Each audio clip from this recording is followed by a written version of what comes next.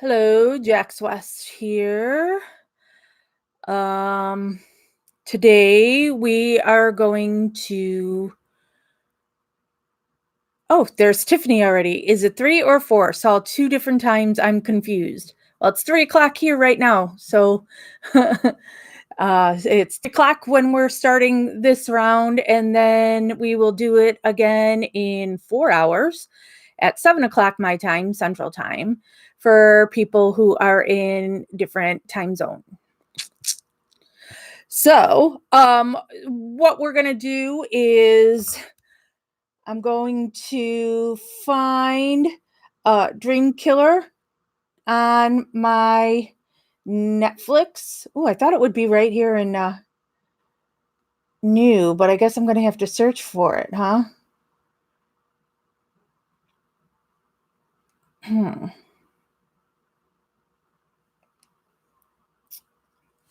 So get your Netflix. There we go. I'm trying to get to the search. Get your Netflix set for Dream Killer. I'm typing it in now on my TV. Should have done this before starting it, but this is my first time trying to do this without Jeff here. Why are you not coming up?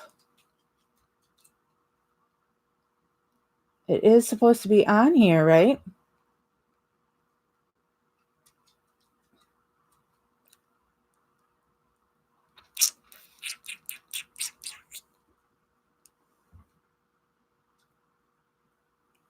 There it is. Dream Killer. So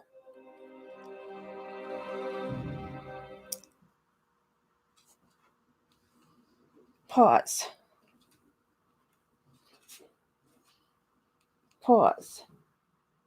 Thank you. All right, so I have a pause and I'll start it in just a few, waiting to see if more people will come on before I start it. I guess I'll go over into my Facebook over on this side and make sure people know that we're live now.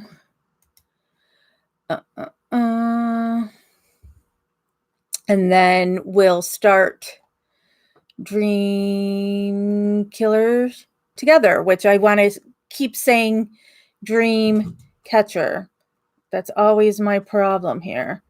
All right. We are live. And it's freezing up. We are live on YouTube now discussing Dream. Did I spell that wrong? Yes, I did. Come on, stupid thing. Dream Killer.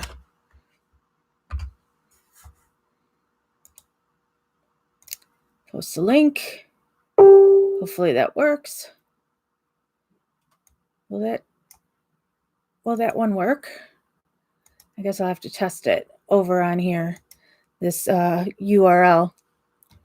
Yeah, I've got it, Tiffany. I've got it here in paused.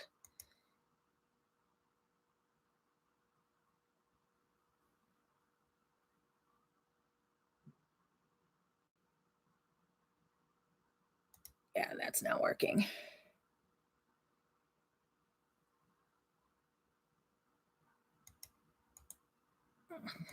Stupid stuff.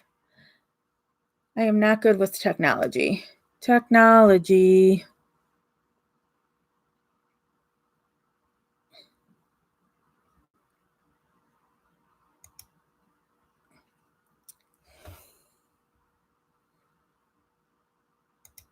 Oh, come on.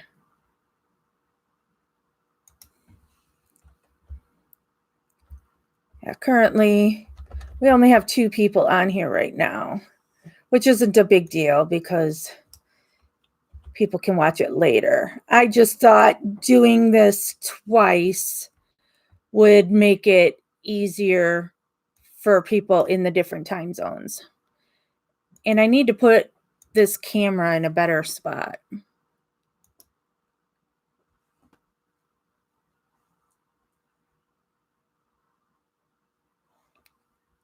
Let's go.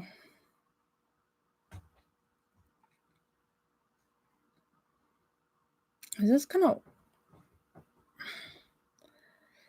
Jeff got me this new laptop and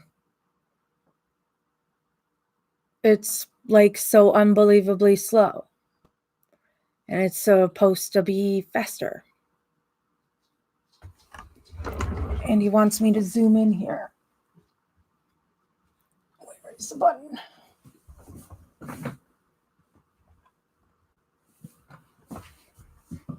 Yikes. That's too close.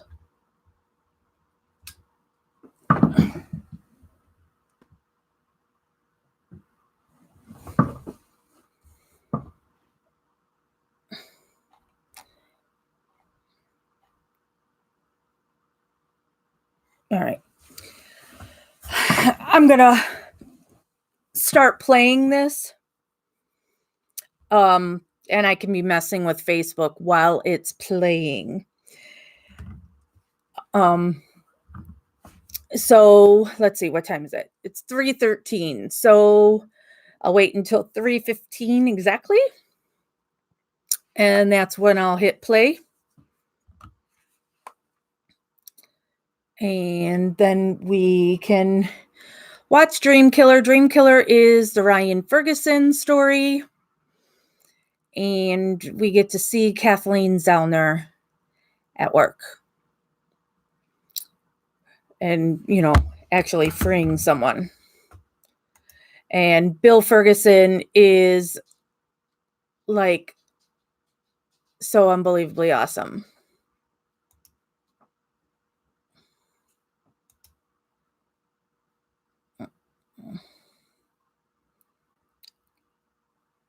Why won't that do that? All right, we're at 3:14.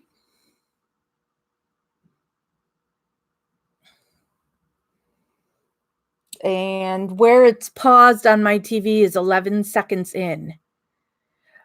Merman says Ryan is handsome. He is. And he lives in Chicago. And so Ryan Ferguson, if you ever end up watching this, we would love to do an interview with you.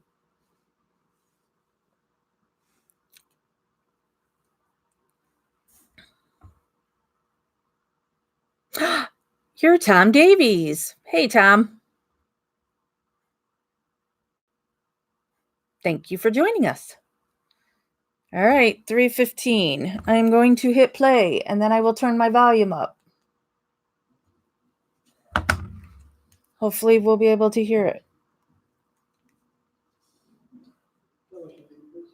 Is this not going to work, the volume here?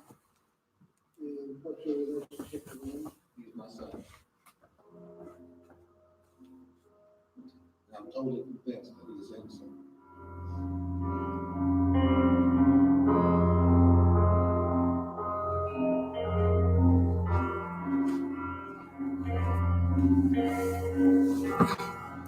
On Halloween, October 31st of 2001. Let me know if you can hear it. Where was I when this guy got killed? I didn't know what I'd done that night. I didn't know if it was memory or if it was a dream. I assumed that if I'd done it, Brian and I did it to get more money for drinks. I don't really blame people for hearing things and calling the police. I guess I subconsciously wanted to get the story out there. All right, 911. This is not an emergency, but I got something I really need to fucking say. Oh, okay. I know something that went down 2 years ago that I have to fucking say. Okay. All right, the reporter at the Tribune that was murdered and no one found out who it was? I know what happened and I know the murderer.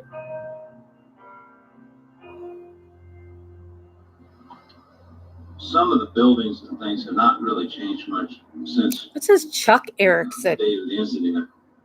Thought he doesn't he go by Charlie? Yes. You see where this Jeep is at right up here? This kind of a beige colored Jeep. Thank you, Tiffany, for letting me know you can hear. Parking spot where Mr. Heidel had his car parked. Does this look familiar to you? I mean, I don't remember most of what happened. Had you and Ryan performed any robberies at all prior to this? No. It was actually a really nice day. I only lived about a mile from school, and driving down the one-lane road, there was a car behind me. Big Tahoe. There's two big guys in it, and they're on my tail. And I take a right to go into my apartment complex. Right when I park, that same truck is pulling up behind me. These two guys are getting out, like as I'm opening my door. They don't think they had badges, but they had guns and stuff, and they're talking about FBI. So they put me in this car.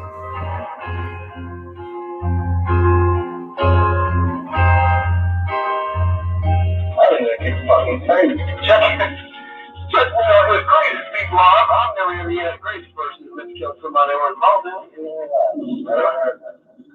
I bet he went with somebody else, like, I don't know. Well, there's no way he could have gone with anybody else if he took. Hey, Maz. Yeah, I'm going to tell you, I'm not going putting you here. Chuck put you. Don't put this on me. I'm a fact gatherer. I listen to everybody's story. I listen to what the stories match with the evidence. Chuck's story matches with the evidence. Yours don't. Leslie called and said, "Have you heard that Ryan's been arrested?" I go, "That is ridiculous."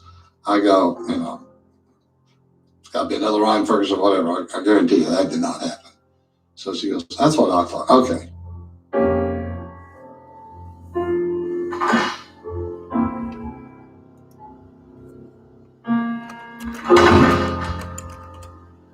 I can't recollect. I mean, it's just a trip for me to have to sit here and try to look at something that happened that I read about and try to base what I remember off of that. It's a mind fuck. Let's stop right here. Okay. Now, one thing I'm not going to do is I'm not going to sit here and listen to this kind of gibberish. Okay, I'm not going to waste my time doing this. No. Wait. Now listen. I'm going to start talking, and you're going to start listening. Okay. All right. I'm going to be point blank with you, pal. Right now, your hind end is the one that's hanging over the edge, and Ryan could care less about it. Okay? Do you understand me? Yes. Okay. Yes. Now, you better start thinking very clearly. Okay. Because it's you that is on this chopping block. I really don't like how close this guy is to him. Is exactly what right Ryan in his told face. you, because that's what's going to keep you in a position to where you're not going to be the sole individual out here responsible for what happened to Kent. Okay. Whose idea was it to go get money because you wanted drinks, you wanted dope, or whatever you wanted? I wanted to get on with Ryan's idea.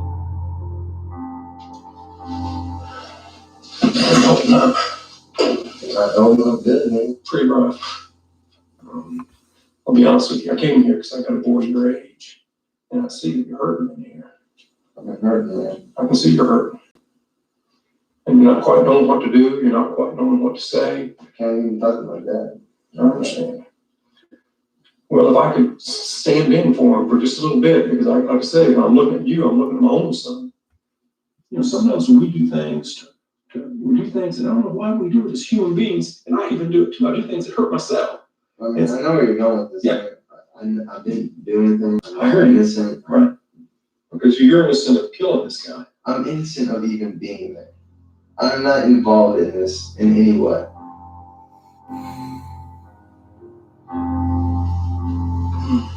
Going back to when you said that you hit this guy with the tool, how many times did you think you hit him altogether?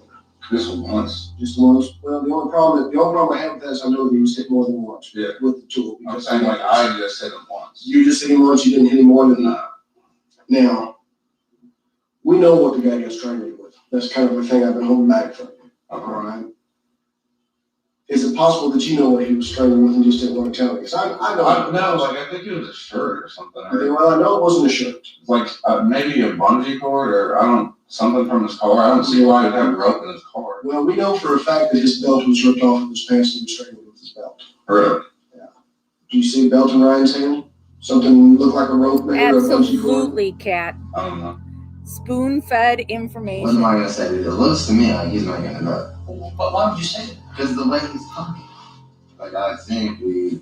You can't make stuff up that only people that were there would know about that we never really saw.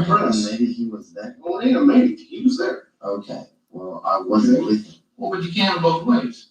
Okay. I don't know what happened. You guys are asking me like, What you're saying, I know. you're saying I he's don't lying, know. he's making it up, maybe he was there. I mean, you can't have both ways either, you know? Well, fuck, if I know what the hell he's talking about, alright? I don't know if he's lying. I don't know if he was there. Did you say he's there? Okay, he was there. I wasn't. It comes down to just people believing people. Yeah, well, And right now, nobody believes you. it sucks, dude. It does suck because you're not telling the truth. Y'all can say it 100 Yep, fucking Maz. times, alright? I'm Well, telling continue the to say truth. it. I'm telling the truth, man. There's nothing else I can say or do to prove my innocence, man. I was not with Chuck. Okay.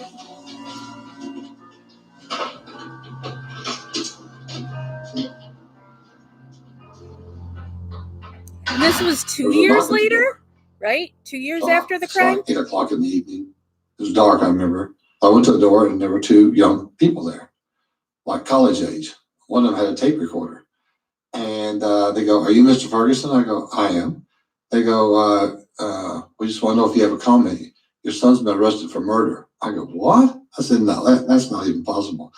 They go, "Well, was he born on October the 19th, 1984? I go, "Yeah." I go, "It's your son."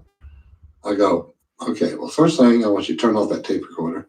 And the second thing, I want you to say goodbye, because I have nothing to say." There is a big break tonight in the murder of former Columbia Tribune sports editor Kent Heitholt. We go live to John Bassford, who is standing by at the Columbia Police Department with more. John? Teresa, police made the arrest in this more than 2.5-year-old case just this afternoon after receiving a tip. Case. It must feel good to you all to have some resolution finally to this case. There is some celebration that's involved in at least having some closure to a case of this type. First of all, we look at their age on November 1, 2001, when the murder occurred.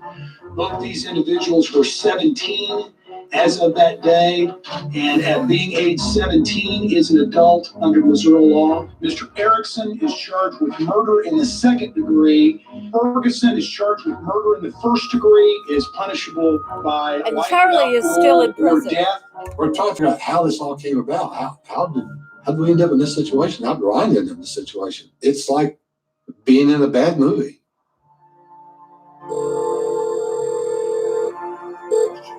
Hello, this is a collect call from Ryan, sir. an inmate at the Barron County Jail. To accept charges as 0. This call is subject to monitoring and recording. Hi, I'm Ryan. Oh my God. Okay. Hey, how you doing? I didn't eat all day yesterday. They wouldn't let me get in the queue in the lobby. They said that word. Bastards. They didn't give you any food? No, they said they were going to give me some food, and they didn't give me anything. Okay. I'm doing nothing, man. We don't do shit here but run away. Oh, man. I can spend $60 a week in the commissary. Yeah. And I need you to pay me $60 a week. Okay. Is there anything else I can do? No, not for real. The cops, I don't want white trash, motherfuckers, some of the stuff to do. Not what? No, sorry. Well, you sound like that motherfucker with your attitude a little bit, but you're not going to help you to have that real mean negative attitude. Hey, don't talk to You me. have 1 minute left. I'm just doing that like that. I heard it. Come visit me when you can. I love you. I'm going to talk to you right now. Okay. All right, man. I love you. I love you too, though. Okay. Bye. We asked for bail, and the judge said, "All right, let me think about it. All right, it'll be $20 million." There was a collective gasp. $20 In the courtroom. million. It's been 2 forever times since being I watched attorneys. this. And then they all immediately looked back at us. And I had this, like, for a moment, felt like saying, "Would you take a check?" But I didn't. And everybody was just shocked. It turns out $20 million And hello, Carrie. is the highest bail anyone's ever received I cannot believe that. $20 million. in the United States.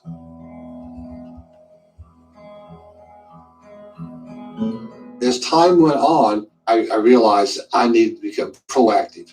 You cannot just wait and hope it's going to work out.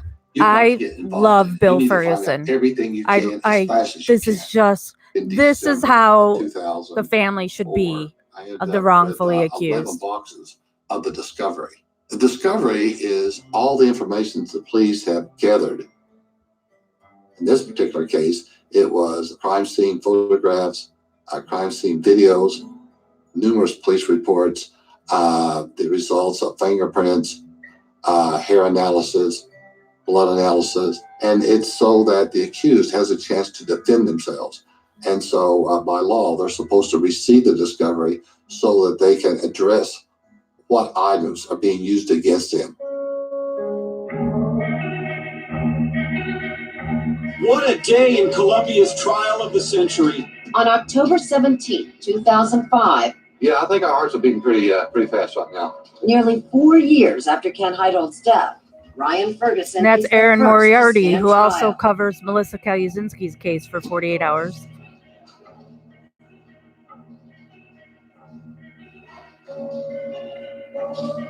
When we go into the trial, we know there is no physical evidence. We also had the video of Detective Short spoon feeding Erickson all the information. Erickson didn't have any original information.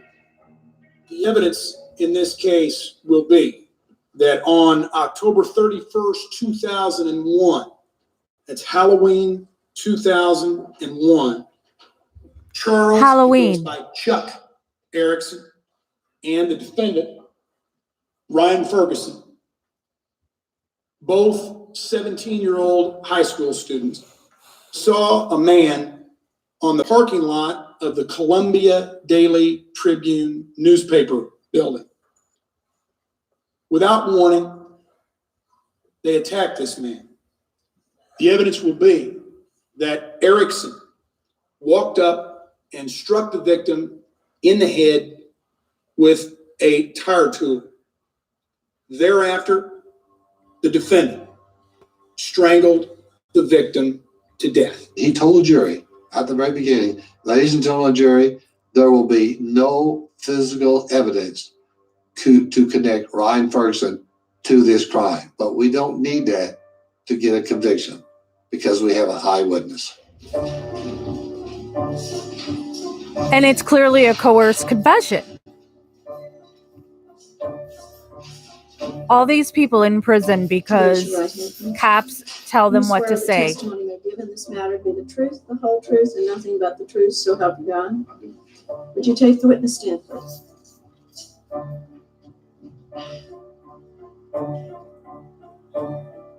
On the second anniversary of the murder, they had something in the newspaper about it.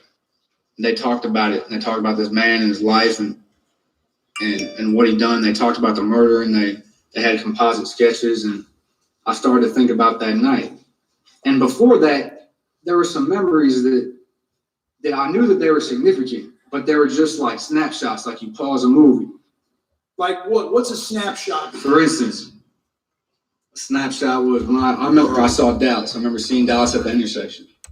I don't remember what I said to him. Something just clicked in my mind whenever I thought about that. I might be driving down Providence and driving by the intersection and thinking about, well, I saw Dallas there, but why is this important? Why is this relevant to me now? There's things that you've remembered that have come back to you since you talked to the police. Yes, that's correct. When we first started on this, we didn't know whether he was innocent or guilty. We thought it was a fabulous story because of the very provocative police interview with Charles Erickson that seemed to indicate that he knew nothing about the case. And then when I get to the trial, I see him on the stand and he's suddenly this polished expert witness.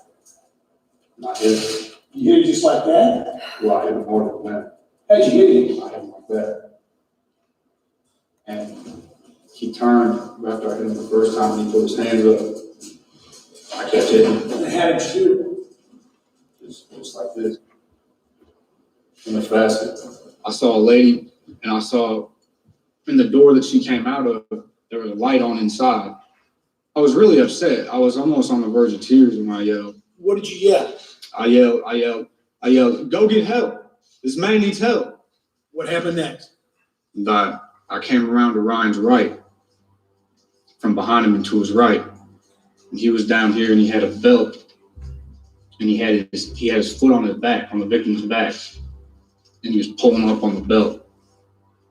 You know, I told you before I had no interest in putting anybody that didn't do it in jail. Hey, Maxie. Yes, you did. I guess it's never too late.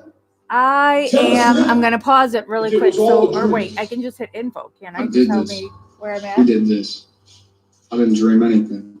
Why did you plead guilty? Because 17 minutes and 30 seconds is where I'm at currently. 17:30. I ain't guilty. The objection is overruled. You may answer the question. Because I am guilty. I'm 100% certain. You're welcome, that me Maxie. and Thanks Ryan for joining us. Ferguson committed this crime. And when you pled guilty, sir, what was your level of certainty about your involvement and Ryan Ferguson's involvement in this murder? It was 100%. Your witness, I don't have any question.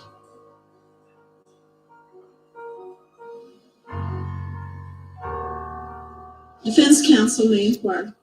Charlie Rogers came from the best. And this is like Stephen and Brendan. Brendan confessed, coerced confession, and Stephen goes down for it. You said you didn't really remember the murder, were you? The best way to explain it, Excuse me. Did you hear the question? I don't know. It's hard to explain because I always had the memories and they were Let me always ask there. another question. Doesn't he get an opportunity to complete his answer? He doesn't get an opportunity to make speeches that are not responsive. I'm trying to respond. but you Excuse won't- me, pardon me. Mr. Erickson, when the attorneys are discussing a matter, we don't need a third party, okay? Thank you. Mr. Ferguson, I will ask a question. Please limit your answer to the question. Excuse me, Mr. Erickson, I'm sorry. Mr. Erickson.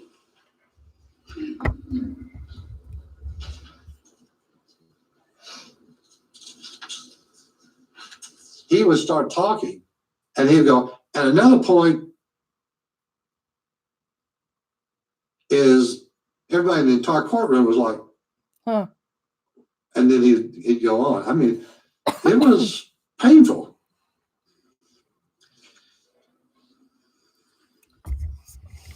I'm happy that Ryan at least got to wear street clothes. I hate when they make them wear prison clothes to make them look guilty. Detective Short, that you thought Ryan had strangled Idaho with a shirt. Is that correct? I said I didn't know what it was. I thought it might have been a shirt. Okay. And he said, well, I know it wasn't the shirt, didn't he? Yes, he did. Because it certainly never occurred to you that it might be a belt. That's correct. And in fact, when Short told you it was the belt, you were incredulous, weren't you? I'm not sure. Would you, Mr. Weiss, play the segment?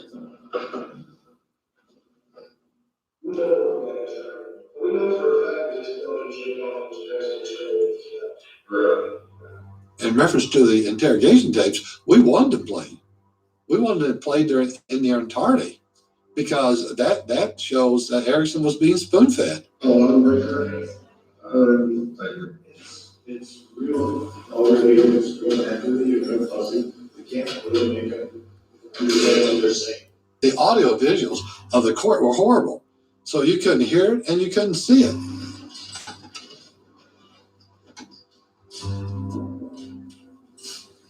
Rogers used an aerial photograph of the downtown area.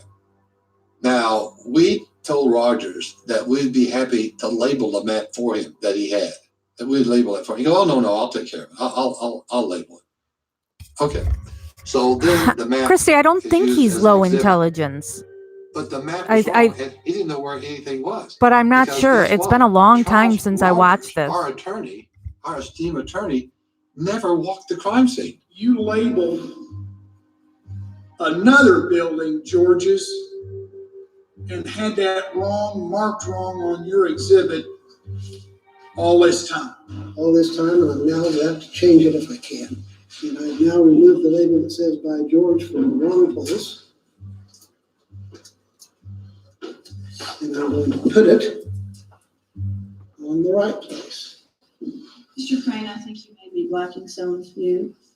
Judge, can I block their view just for a minute here? Because I'm having trouble seeing this thing. There is no Diana on this photograph that they've been showing this witness. That back when this photograph was taken, and I admit this is from having the benefit of living here in Columbia, the diner was up the street around the corner. And then they moved it later to the location that's accurately portrayed on the State's Exhibit 9, which was where it was on November 1, 2001. Is there an objection that you have, Mr. Crane? Well, I just was making a record that he's asking a question about a diner, and there isn't one on here. Well, I appreciate the correction. Is that's improper. It was absolutely shocking.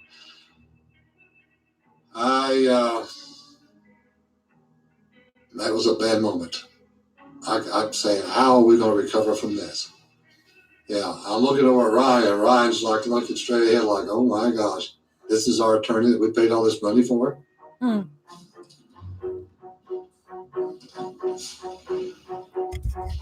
See, even if you spend money on a lawyer, doesn't mean you're going to get good representation.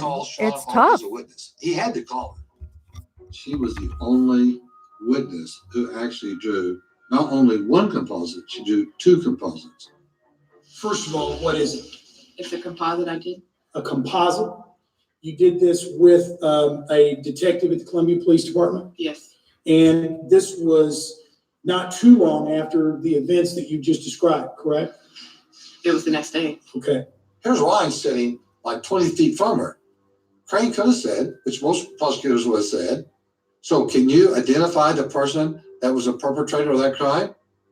And if she would have said yes, he goes, is that person in the courtroom? Can you identify the person? He asked every question under the sun except that one. And then it's our turn. So Rogers was afraid to ask her because he didn't know what she was going to say. So here you've got the only person that could identify the person in the parking lot at the time of the murder. Neither the defense or the prosecution would ask her what she saw. Yep, Maxie. They're just trying to make their narrative Jerry, fit Trump. what evidence they allegedly back have. in October of 2001, what was one of the places that you cleaned? The Columbia Daily Tribune. How long had you been a janitor there by that time? I believe it was about 6 months. When Jerry Trump took the stand, day 3 of the trial, Crane did introduce him as a person who was a child molester, had served time in prison, but had witness testimony that would be vital to this case. And then he went into what he had seen. I hollered, who's out there? And with that, 2 young men raised up from behind their car and said, someone's hurt out here, man. One of them said that. What about their race? They were white. Can you give them an age category? I thought they were between the ages of 19, 20. What did you tell me you'd received while you were incarcerated? When it was printed in the paper that somebody had confessed to the murder and named another individual, my wife sent me a copy of that article from the Columbia Daily Tribune. And I didn't know she was sending that. And opening my mail, I first turned to the 2 pictures and my mouth dropped. I didn't see the headlines or anything because I recognized. How did you first turn to the 2 pictures? I mean, Yeah, but that's just the way it was folded in the envelope. when you saw those, do you see in the courtroom here today one of the individuals that you saw at Mr. Highholt's vehicle on the? This is always a stupid thing. Where Where else are they going to point that? Just somebody randomly in the courtroom? He came across very credibly, even though I know that he has a criminal background. It was an important moment in that trial. Mr. Ferguson, would you come forward? Are you aware that you have a constitutional right to testify if you and counsel believe that that's in your best interest? My feeling, once I discovered that Ron's going to be called as a witness, was, oh my God, this confirms, in my mind, my worst fear that we're going to lose this case. I get to talk to Ryan just before he goes up and realize he's not even been prepared to be a witness. When you go through and you look at murder cases, it is rare, almost unheard of, to put the accused on the witness stand. You only do that in a desperate situation. This is your Hail Mary. They told me that I was being arrested for a homicide. What went through your mind at that point? I mean, I knew I had never hurt anyone, so I wasn't really too worried about it. Ryan Ferguson, who took the stand, did not show a lot of passion. I believe you testified on direct. You thought Chuck was an odd man. And Marnie Yang talks about the same thing. You She think that's funny? wasn't worried because she's like, I didn't do this. So once this gets think into that's court, It's you know, not there's funny. no evidence, Okay. there's no nothing. I just thought you were smiling. I thought you And I'll thought go it was funny. home because I'm No, innocent. it's not funny, right? Well, I mean, this is America. If you want to laugh, you can. No, it's not a laugh. I just felt Crane was beating up on him, taking advantage of him, and just hammering away at nothing, just hammering away, hammering. And he was trying to get Ryan to lose his temper. He was saying and doing everything he could possibly do to get Ryan to lose control, to lose his temper. And Ryan wouldn't do it. I was pretty upset over that. And I said, he is a bully. He is a bully. And that's my son. And I take that personally. You never thought I'd be arrested for a crime I love didn't him. commit. Would you? Would you believe you'd be arrested for a crime you didn't commit? I didn't commit one. Neither did I. Does the state intend to call rebuttal evidence? No rebuttal, Judge. Ladies and gentlemen, the evidence in this case is closed. The exhibits that have been admitted into evidence, most of them are available for you to take back into your room. You may begin your deliberations.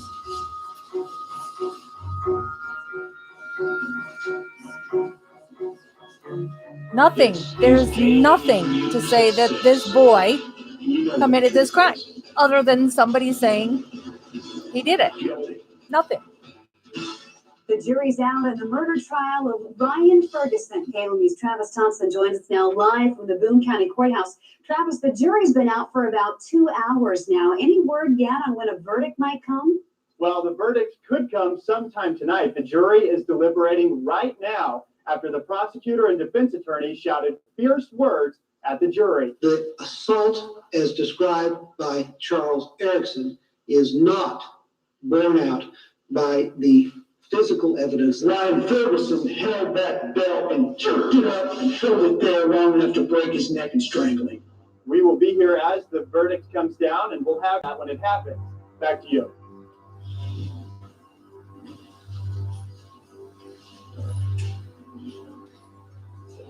I was feeling very apprehensive.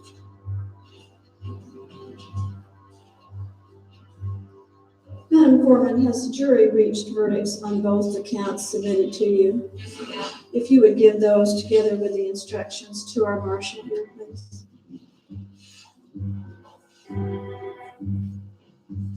As to count 1, we, the jury, find that defendant Ryan William Ferguson guilty of murder in the 2nd degree as submitted in instruction number 11.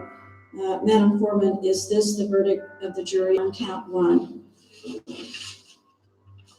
As to count 2, we, the jury, find the defendant Ryan William Ferguson guilty of robbery in the 1st degree as submitted in instruction number 13. Madam Foreman, is this Oh, the verdict smug of the look on jury that with respect to prosecutor. count 2? You have found the defendant guilty of murder in the 2nd degree and robbery in the 1st degree. At this stage of the trial, it will be your duty to determine within the limits prescribed by law the punishment that must be imposed for those offenses. When Ryan first heard the verdict, I was looking at him and he was just shell shocked. I think he was just numb. And he started crying, you know, how could you not? And we were all crying. It was terrible.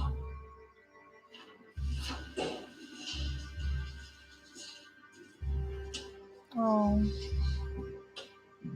Once they found him guilty, then they asked family members if we'd like to come up and make a statement. Bill Ferguson. And what's your relationship to Ryan? He's my son. And I'm totally convinced that he is innocent.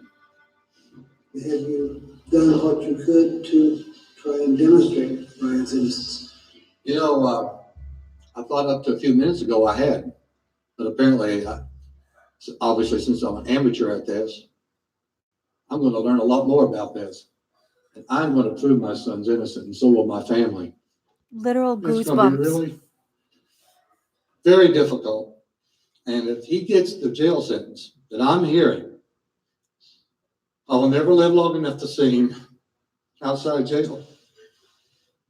I was there when he was born. I was right there when he was born. And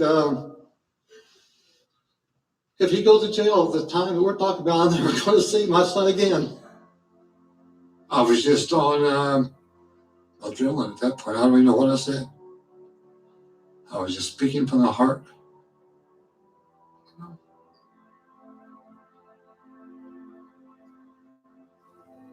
We, the jury, having found defendant Ryan William Ferguson guilty of murder in the second degree, assess and declare the punishment for murder in the second degree at imprisonment for a term of 30 years. As to count 2, we, the jury, having found defendant Ryan William Ferguson guilty of robbery in the first degree, assess and declare the punishment for robbery in the first degree at imprisonment for a term of 10 years. To actually Thanks, hear it Maxie. and knowing that he would be spending many years in prison, and there's nothing I could do about it. It just swept away. It was just like an earthquake or a flood. Couldn't stop it.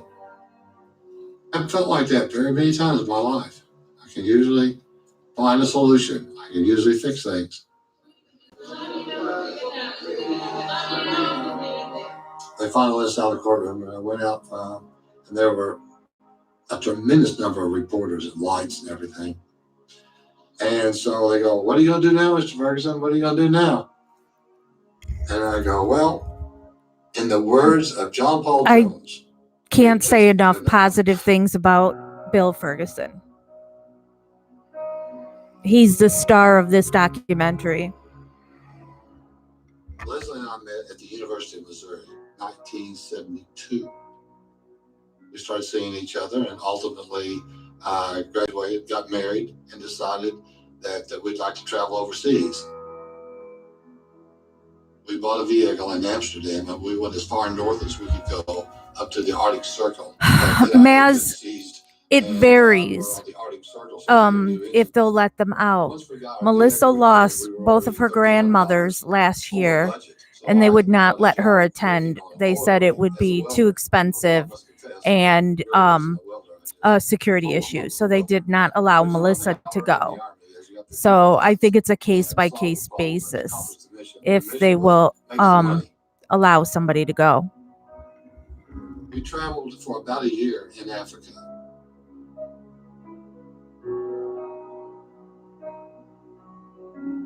We knew financially we would be broke by the time we got to Australia, and we knew that there were teaching positions.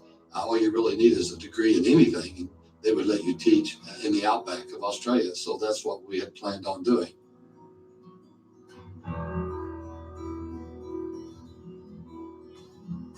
Halfway across, we came across an Aboriginal settlement called Darker River.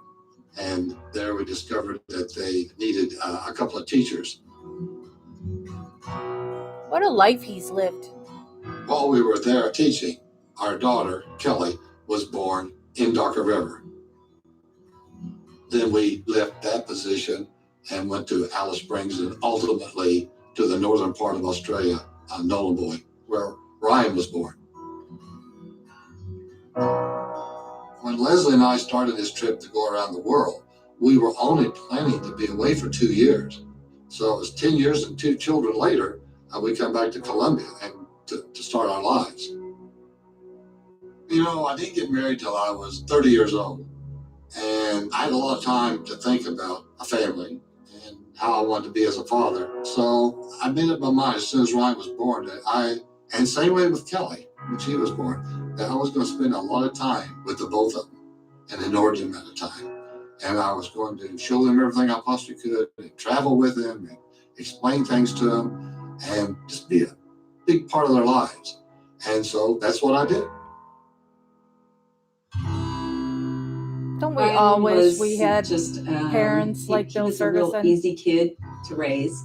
You know, Bill and I have commented a lot that he was just such a loving child. You know, he would like to just come and sit on your lap and be comfortable there.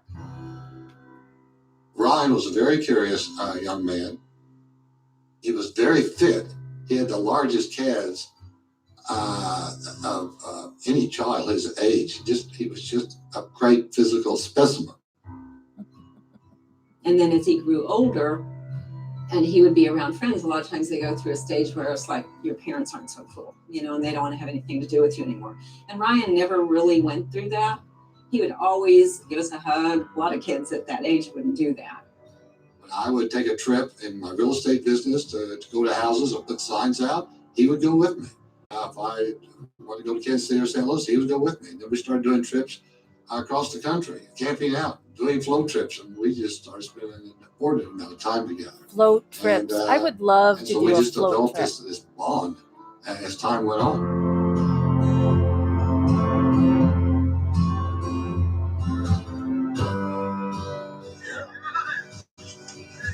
You know about it. That was the shit. That was the shit. They're swearing, I'm not. When you look at the past that Bill and I have had together and all the things that we've done, we've experienced so many things together, which it makes it even stranger really that we're not together. But, you know, it's life changes, I guess, as you go through life, and we will always. Yeah, float trip, you get like a pontoon boat. Children are a common denominator, and so. Or we will you don't have a boat at all. You just get a raft or whatever thing you want to float on, inner tube, and you just float. We all float down here. Back together again, but as parents, not as a married couple, but as parents, are concerned for their son. After the trial, I was like in a state of shock pretty much the first 24 hours.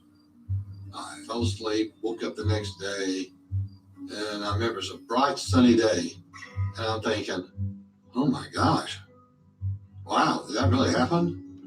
And I'm thinking, I gotta get busy. I started going down to the crime scene, walking through the crime scene, walking all around within 3 or 4 blocks every night.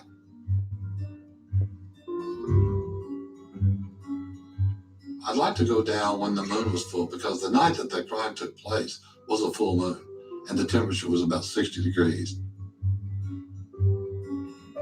I would go down, say, 1 o'clock in the morning, midnight, I'd stay there until. See, and this is when we talk about the Hallback family, and they don't seem very interested at all. And here's Bill Ferguson every day going back to the crime scene, looking at the crime scene. And he filmed it. So he started looking at the Kent Heifels murder. He's walked the crime scene at least 12 times. And allegedly, Chuck saying they came through here and they hit him. And then other people said, well, we'd like to see the crime scene. And before you know it, I'm doing crime scene tours all the time. I don't care who it is. I never refuse to take anybody. It could be 1 people, it could be 10 people. Ashland School brought 2 busloads of kids up, and I took them on the tour. You're looking into the world and you can see all the beautiful colors and all the amazing things going on. Imagine just putting this gray film over it all, kind of like an overcast day or a drab winter. And that's how it is in there. It's just this palpable gray sensation of everyone's emotions. you're blind to it until it really hits you and you realize that you're not going anywhere for a very sustained period of time, and this is life. Go into your bathroom, 10 by 10 foot bathroom, which is relatively nice, I guess. But take out the bathtub and put a double bunk.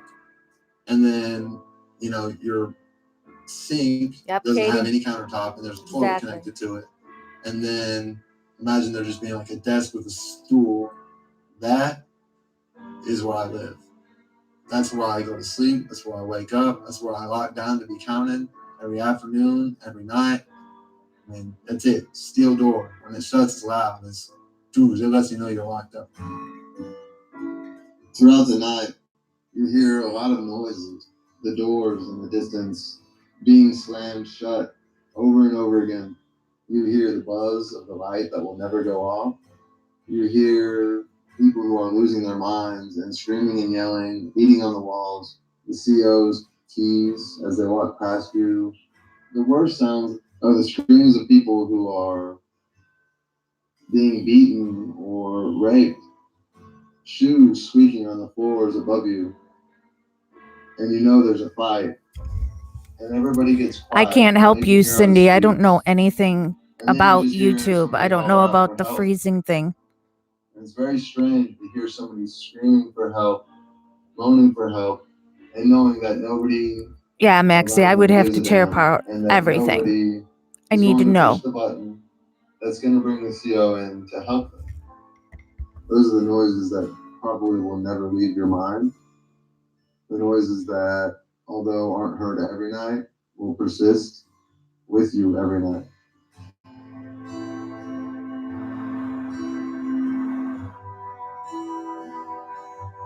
I feel like I've been so fortunate in my life. So there's nothing in my life that would have ever prepared me or given me any little clue that something like this could ever happen. It totally throws you for a loop. It's like, this can't really be happening. And when it does, you just are, it seems like all your energy and effort is just going into trying to figure out how you're going to make it from one day to the next. You want to keep your life as normal as possible because all this stuff is going on that's not normal. With Bill, I think his way of coping is more, okay, I'm going to do something about this, so he's always plotting something because if he's taking some action, it makes him feel better because he's doing something.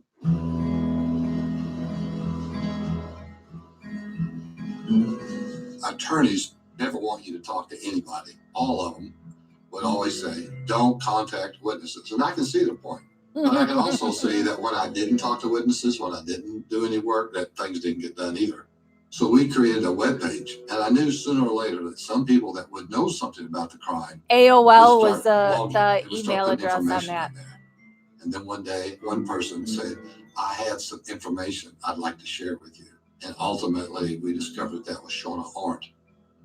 The only person that had actually seen the alleged perpetrator of the crime and had drawn 2 composites. She agreed to meet me in the parking lot where the crime had taken place. Get ready. In the late afternoon. This is I the said, first if you thing to feel really more make you comfortable pissed bringing off. your husband or friends, you certainly are welcome to do that. I had no idea how that conversation would go. It really would be my really first interview. So you haven't been back here since the crime took place, have you? So how do you feel? Okay, better than what I thought. Okay, well, it's not dark, so that's a good thing. Yeah. I mean, that was a scary time for me because I'm on video.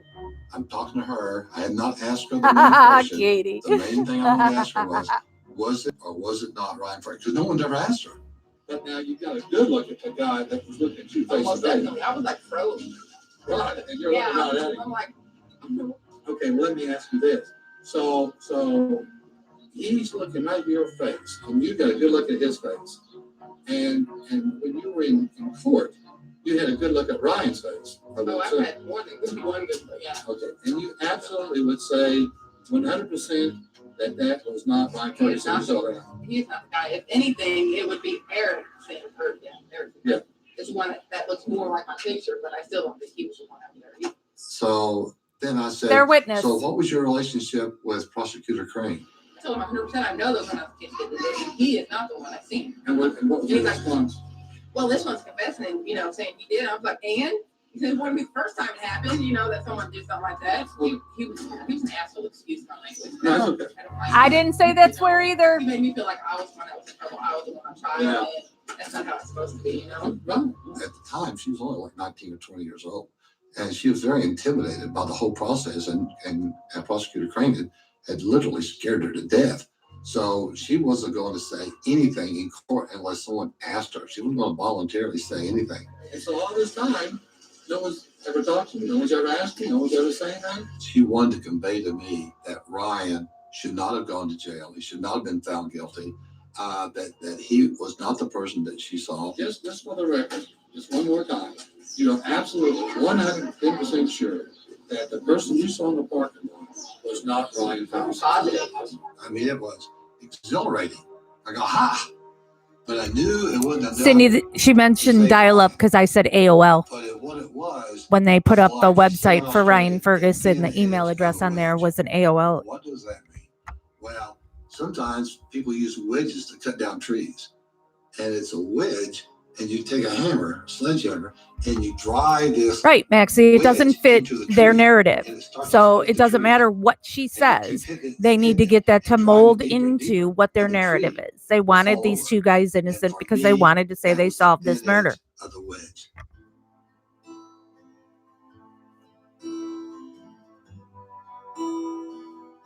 Being in real estate has really been a godsend. I've been fortunate to have a profession that allows me the flexibility to come and go as I want, anytime I want, while I'm still investigating Ryan's case.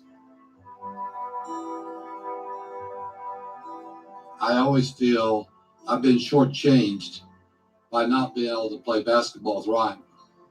First time I ever played against anybody, he was 10 years old. Ryan looks so much like his dad when they show older photos when Ryan's little and his dad is younger. They look so much alike. I said, hey, without telling Ryan, I said, hey, do you guys like to play 2-on-2?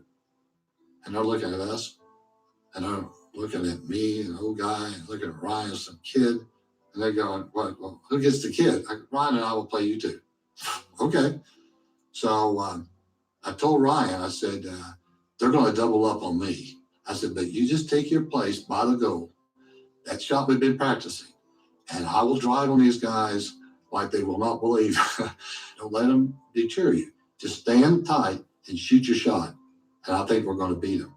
Oh, I don't know. I said, no, let's just try. And sure enough, we beat him 8-10. And he made the last two shots. They couldn't believe it. And it also makes me want to cry back about it. I don't know why. From that time on until he was arrested, we averaged playing basketball on the average once a week until he was arrested.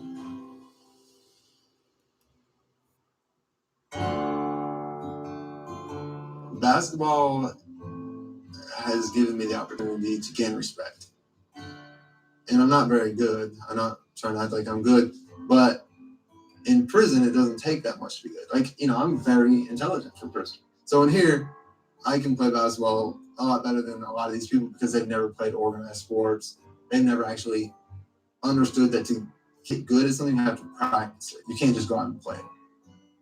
When I went to the yard for the first time, I was scared. If you're this little white dude and, the ball goes up in the rim and you got these guys and they're big and they think they're tough or whatever, and you can just dribble around them and you actually can keep control of the ball and you can drive to the hoop and you can jump up and out-rebound them, partially because of your jumping abilities, but partially because you can get there first. They're just like, damn, this dude's good. And if you're good at basketball in prison, people are like, oh, I respect you because you're an athlete. Get that respect and then you don't have to worry about people testing you, essentially.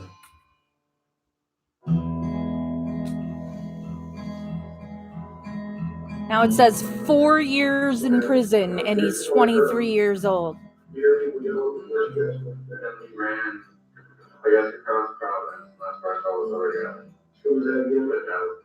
When Charles Erickson was being interviewed by the police. He said that he saw his friend Dallas Mallory at this intersection at 2:30 in the morning. I think right after that is where we saw Dallas at that light at this intersection right there. So he stopped and you guys talked to him briefly? There was just a pure chance that he was there. He saw Dallas in his car southbound on Providence, stopped at a red light. They wanted to have that conversation. They heard the sirens. Dallas took off, and then Ryan and Chuck allegedly ran to the Marjorie nightclub. That was the story. That's what everybody believed. I would go down to the crime scene on a fairly regular basis. I remember standing next to one of the petrol stations, and I looked over at the intersection where Charles Called it a Erickson said petrol they saw station. his friends, I don't Dallas think Mallory. anybody in the And it was like States something calls in it the a back of my petrol mind station. is saying, it's right there. It's right there. And there it was, it's flashing yellow. It's been flashing yellow forever.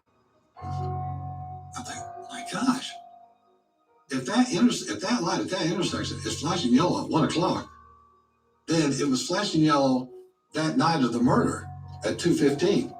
So there's no way that Dallas Mallory would be stopped at that intersection that Erickson and Ryan could have walked over to have a conversation.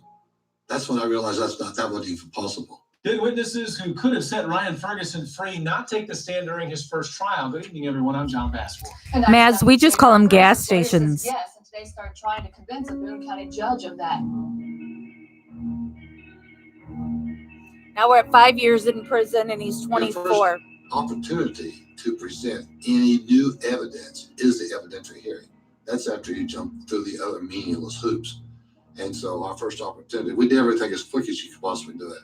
So the quickest we could ever introduce new evidence was the 2008 evidentiary hearing.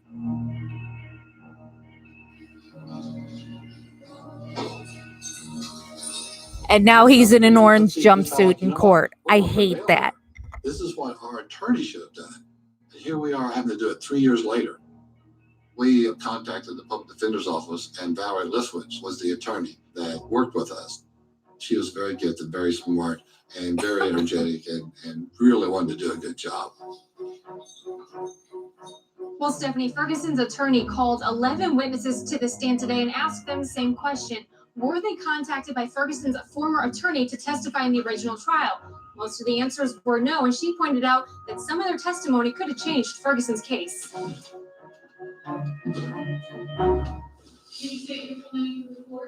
Dallas Wade Mallory. Dallas Mallory was not called as a witness for either the prosecution or the defense because neither one of them had confidence in him.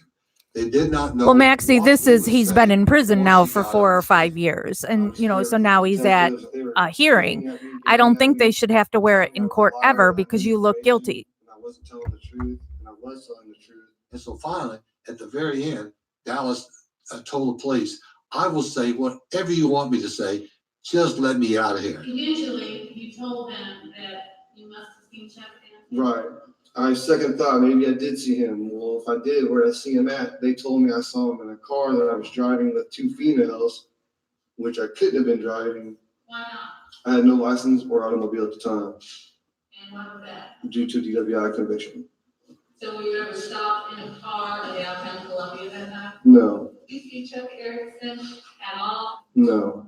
And on that same Halloween night of 2011, did you ever see Ryan Ferguson in downtown Columbia? No. It just showed a bailiff was sleeping in court. When police arrested Erickson and Ferguson, she said they had the wrong people, but was too intimidated to say that under oath in the first trial. I said it wasn't him. I told my boyfriend, I told everybody I knew. At some point then, did you meet with the prosecutor about being a witness in the case? Yes. And who was that prosecutor you met with? Crane. Is that Kevin Crane? Kevin Crane. Did you tell him about seeing the pictures on? Yeah, that's the first thing I told him when we first talked, but that it was not the kids I seen. So you told him definitely it was I told him several times. He scared me, Crane. So you were scared of Mr. Crane? Yeah. That's great, Carol. He made me feel like I was wrong about what I was saying. BBC 17 News at 6 starts now. ABC 17's Grayton Grando is live at Boone County Courthouse with more on wrap-up of the hearing. I spoke with both attorneys and they told me they were happy with the way everything went. The state says it proved he received a fair trial, but the defense says they got all the evidence that it wanted to get out there, and it shows that a new trial is needed. As for Ferguson's family, his father, Bill, says that he couldn't be happier and is confident that the judge will ask for a new trial. Reporting live in Columbia, I'm Greg Ingrando, ABC 17 News. The more we learned information that the defense did not know about, people who never testified, who should have testified, then you begin to think, oh my gosh, this really could be an innocent man. Something should happen to attorneys when they do a shitty job. Prison pizza. There needs to be some kind of punishment. So they actually try to do a Put it good in a job. trash bag, and then you pour boiling water on it. Let that sit for 2 or 3 minutes, whatever. And it actually, turns into like this ball of dough, essentially. You can flatten it out, that's your crust. You put refried beans on top of it, and then you put chili on top of that. You can put anything you want, but these are the best. It's taken years to develop. Tuna, summer sausage, just cut it up, throw it on there. Pickles, and then crunch up some sour cream and onion chips. Sprinkle that on, a little bit of ranch. A little bit of honey is good too. So that's it. They get really creative in prison with the stuff they make from the food they get in using their commissary accounts. Melissa talks about she's got these green beans she makes, and everybody loves them. They're able to purchase from commissary like spices and stuff. So, There are just times where but you got to do what you got to do, right? once every 4 months, he can have a food visit. I usually have to work on a food visit for about 3 days because Ryan wants so many different flavors since he doesn't get to taste things. His very favorite thing is fruit. But what I used to do was just cut up every kind of fresh fruit I could find. And he would take the lid off and he would just sit there looking at it for about 5 minutes before he would eat anything. He'd just say, oh my gosh, the color. Then all of a sudden they posted that we could no longer bring fruit, fresh fruit. That was a real blow. But And why? Why can't they bring fresh fruit? That's ridiculous. I was determined I was going to take peaches into him. And I probably shouldn't say this on camera, but I actually put some peaches in under the spinach, like one fresh peach. And I thought, they make me throw it out, I throw it out. In the whole place, when you walk into the visiting room, there's this podium and the guards stand right there. And if you sit in the table, Aha. But it's hear food they're eating right there on the visit, right? They can't take that food with them back to a cell. and I mean, he could probably get a violation if they knew we really snuck those in, We hadn't sat down yet and they could tell people were coming in. We were kind of in the way. And so one of the guards came over and he goes, I think we're going to move you guys to the back. Do you mind? And we're like, no, that'd be great. So unfortunately, I didn't cut up a lot because I thought I was going to have to throw it out. But he did get to taste the fresh peaches.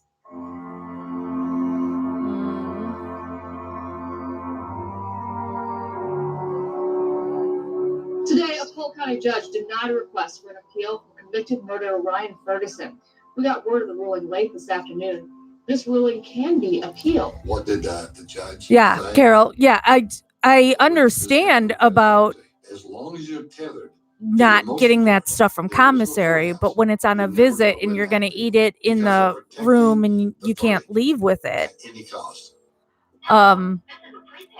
They do have, when I visit Melissa and Marnie, there is fruit. There's a fruit cup in the vending machine. So they can have that kind of fruit. But yeah, there isn't any whole apples or anything in there.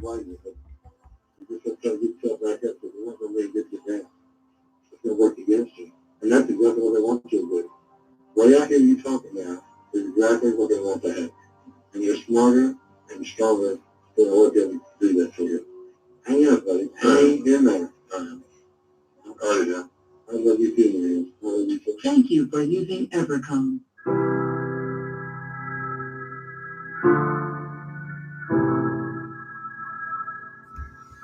Yeah, who knows, Carol? Every prison is different, and They were corresponding. And then every warden is different. New warden comes in and, you know, new sheriff in town, and they want to make all these new rules. Oh, he's talking about KZ now. And solving the case for the police. I was watching one of those programs, 48 Hours, with my husband, and I watched it, and I could tell when Ryan testified, he was not prepared correctly. I wrote his name down on a piece of paper, and I told my husband, I said, if his family contacts me, I'm going to take this case pro bono. I sent an email to Kathleen Zellner about midnight because I worked late. And the next morning at noon, I'll never forget it. The phone rings and it's Kathleen Zellner. I said, come and walk the crime scene with me and visit Ryan. And she said, and this is one of the top attorneys in the United States. She says, how about weekend after next? When she decides that she's going to represent you, you're represented. You are going to be rest assured that you're going to have the best representation possible. I definitely don't like to lose. I'm going to kill you if I'm in combat with you. So my brothers were terrified of me. No, I mean, I'm like with Ryan, I mean, he's getting out. I guarantee it. You have to have that force of personality, because who's going to believe you? You can't come in there like, you know, well, it's just, I'm killing time here. Oh, last time I saw and you also saw in that shot there, for those of you who are watching this, Doug, her associate or partner, I don't know what you call it, and Doug is who handles Kent Pellegrini case. And he's told me sometimes that he feels like he's invisible. He says, like, I'm disappearing. I'm dying. It's really, someone's really dying, and they're dying a very slow death.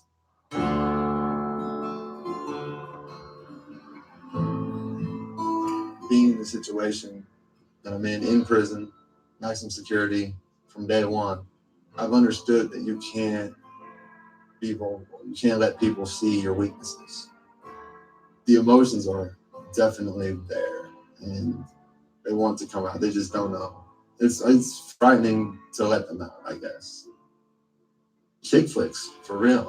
I love chick flicks. It's just, they bring this emotional element to my life that I can't experience right now. You can't experience it in here. I remember when I first got to prison, I was in a room with this guy, and he was hardcore.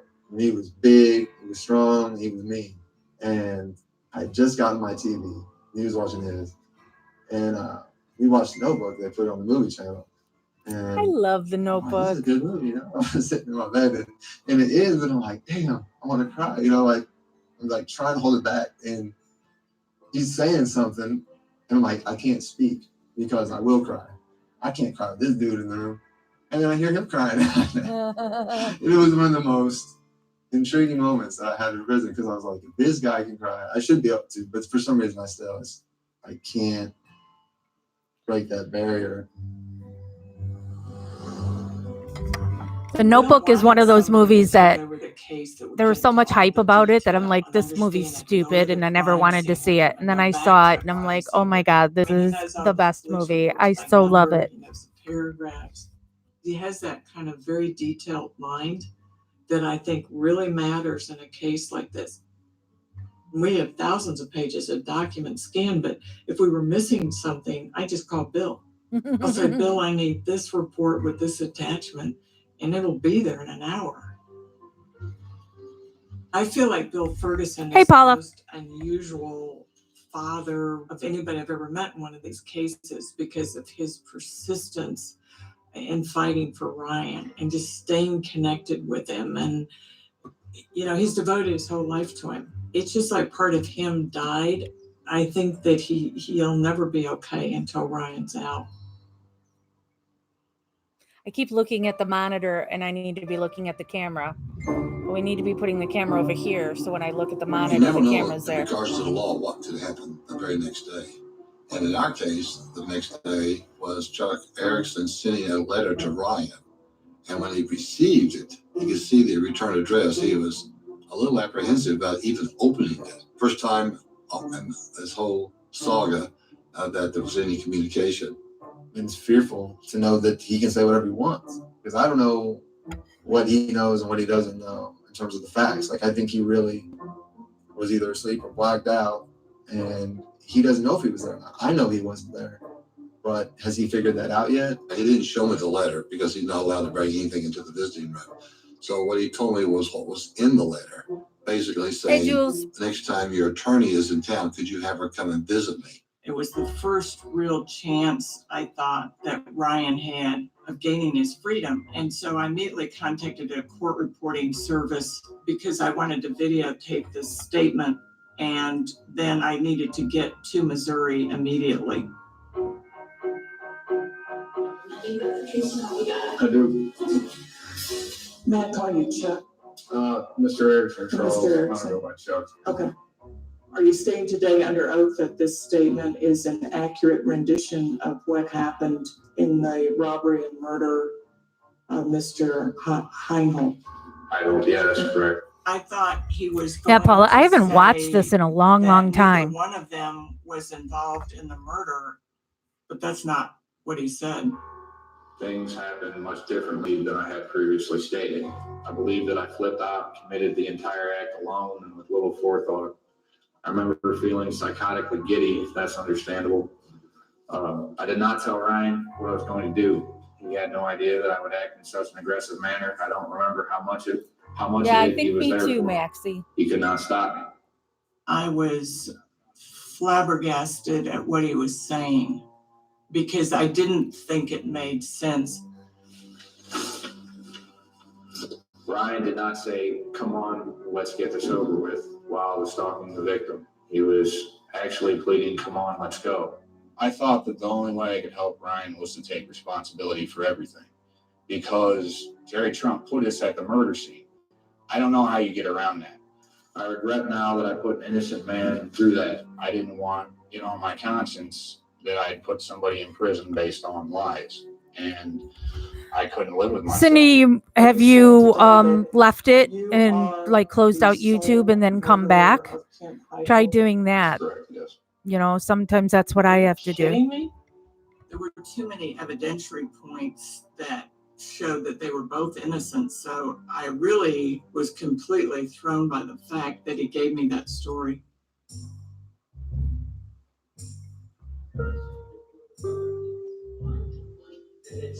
As I watched the trial, I realized as Jerry How many Trump times had do you think testified Bill Ferguson watched the that trial? his wife had sent him the newspaper article. I didn't know she was sending that. And opening my mail, I first turned to the two pictures. And then I realized, much to my great surprise, that there is no documentation that anybody had talked to Mrs. Trump. My detective skills, I guess you could say, were improving. And so I realized that I could find anybody in this country that I wanted to. So I started a process of trying to locate Mrs. Trump. Yeah, right, and I found Maz? out where she was. I got there about Joe Kenda. Yeah, I could see that. knocked on the door and told her my name is Bill Ferguson. I'm doing the follow-up on the Ken Heinhold murder. And she says immediately, I don't know anything about that. I said, I know, but you could be a material witness. You may have information that you're unaware of it. And so I had an outline of everything I was going to ask her. I looked pretty official, and I felt pretty confident because I used to watch Perry Mason, and I think I learned a lot there.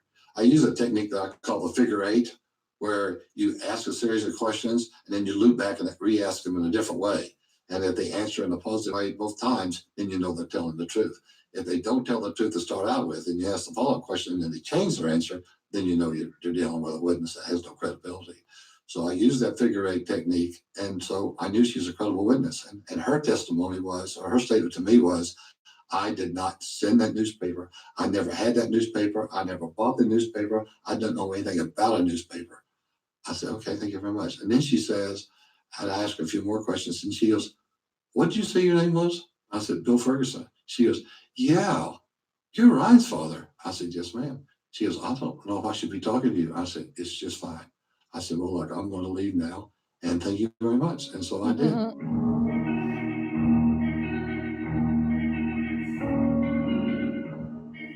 not to be condescending, but the idea that there's 7 unidentified prints and it excludes them, most places, they never would have pursued the case. That would have been it. They're not involved.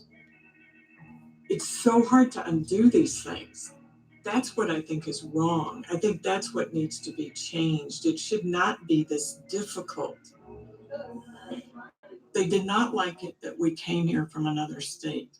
You know, this there's is a Doug right closed behind her. club here. They didn't like it that we came here. Then they really didn't like it that we found all this evidence and that we were making the prosecutor, who's now a judge, look bad. That was like, oh, you don't do stuff like that.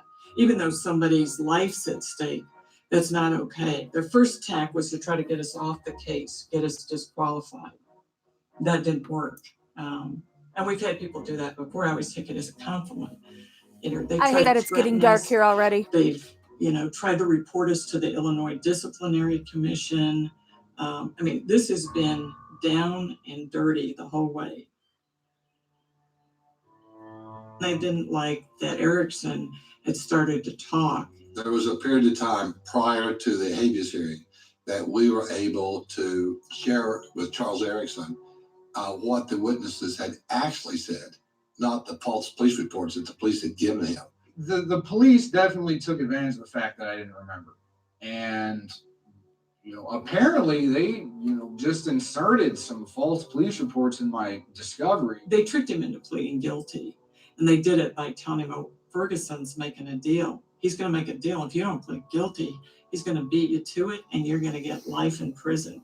There were all these witnesses they lied to him about. So I just started sending him the stuff. And then he started, because he is very bright, he started putting it together that he'd been tricked. It was all a big trick to get him to go along with it.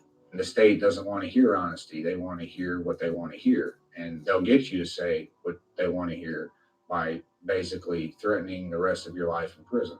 We were able to give him the documentation to show that Shauna Arndt had told Crane that that was not Ryan Ferguson, that Dallas Mallory had in fact told the police that he had not seen them there, and he realized that he had been lied to. There's just absolutely no sense of doing the right thing, even though they have no evidence. They're still trying to prop up the conviction. And that's what I think is just hard to wrap your mind around, that it could be that evil. All right. After more than 7 years in prison, Ryan Ferguson is about to get the hearing he has dreamed about. Are you scared? I'm incredibly scared. I'm terrified. A chance to convince a Missouri state judge to overturn his conviction.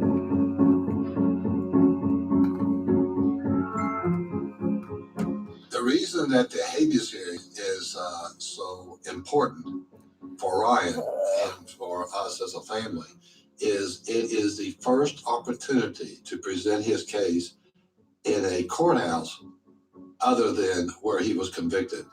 So from doing these cases over the years, post-conviction, there can be no piece of incriminating evidence that's left on the table. Everything has to be recanted, shown to be false. Nothing can be left. Our next witness is Charles Erickson. Charles Erickson at Ryan's trial had been extremely carefully rehearsed. He was impeached a lot, caught up in a lot of inconsistencies, but he had a self-confidence that made the jury believe him. And the overriding thing was that he pled guilty and was going to get a 25-year sentence. So the jury assumed he had to be guilty. Mr. Erickson, raise your right hand if you're able. Swear to tell the truth, the whole truth, and nothing but the truth to help you God.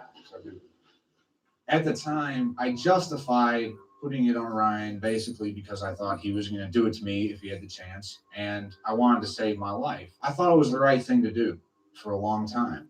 I did, and it was really, really hard for me to accept that I did the wrong thing. At that time, and I'm talking about 10, 30, and 31, were you using drugs?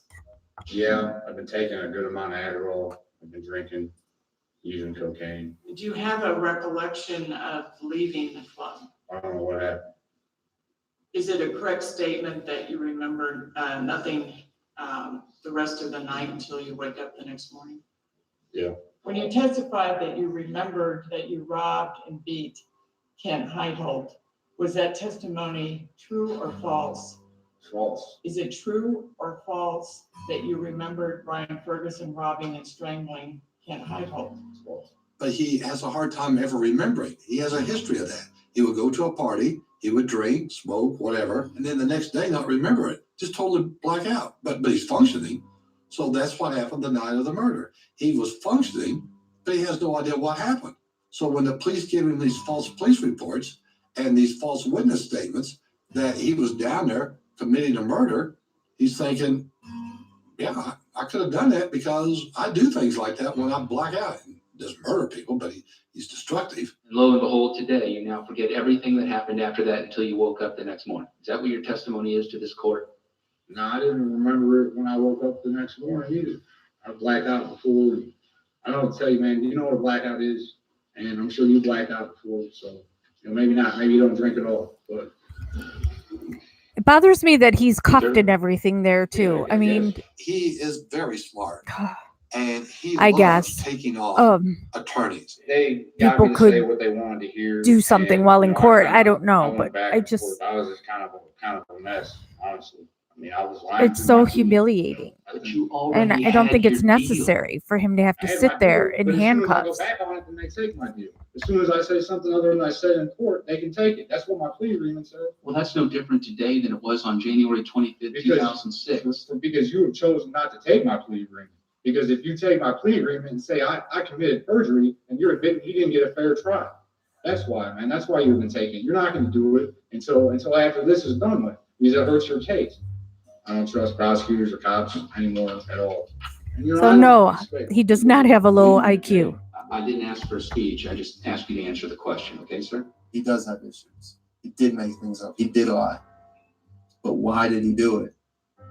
If you look at why he did it, he was lied to, he was threatened, he was manipulated. I mean, the kid was abused severely. Mentally, the anguish that he had dealt with and he continues to deal with, it must be incredible.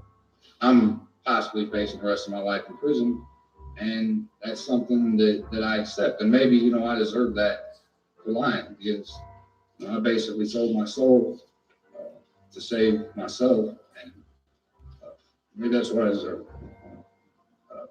I don't want to die, knowing that I did the wrong thing. That takes guts. At least sent her chief investigator down to interview Jerry Trump, and he was reluctant to start out with. But he realized that we would ultimately end up calling his wife to testify. And if we did, right, Max, then that would show that he was lying. So he might as well come forth and tell the truth. I did talk to Trump the night before he testified because he was starting to waver. And he just converted to being a Mormon. And I told him my grandmother was a Mormon. And I told him he had to do this. As a human being, he had to do this. So does a meeting take place with Mr. Crane and Mr. Haas? Yes, it does. When you enter the office, do you make any statements? No. And what does Mr. Crane tell you? He said, we're fairly sure we have the two guys that killed Mr. Heitholt, and we need you to identify them. And he was pointing to a newspaper. No, I don't think there was DNA. Article. Did you, on your own, Or recognize wait, were there fingerprints on the car, faces you'd seen at but they don't know who they were? I felt very intimidated because the only thing I wanted to do at that point was to do the right thing. I'd been in enough trouble. There he is in the prosecutor's office with 2 years of probation hanging over his head like a guillotine. He was scared to death.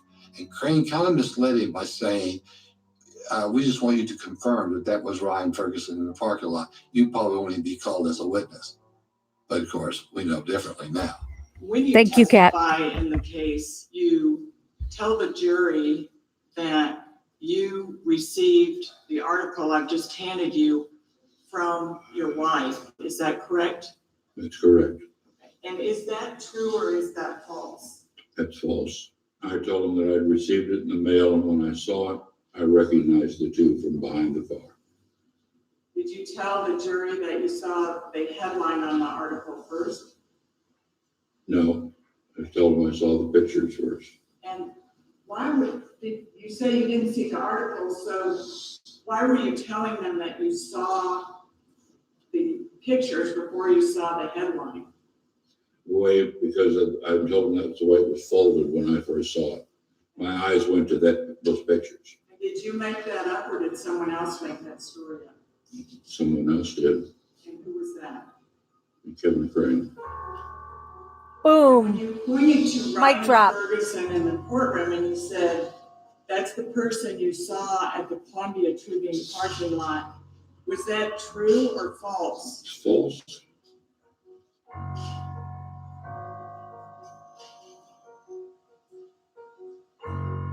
My feelings when he said those words was total relief, total vindication, and my God, why couldn't this have happened sooner?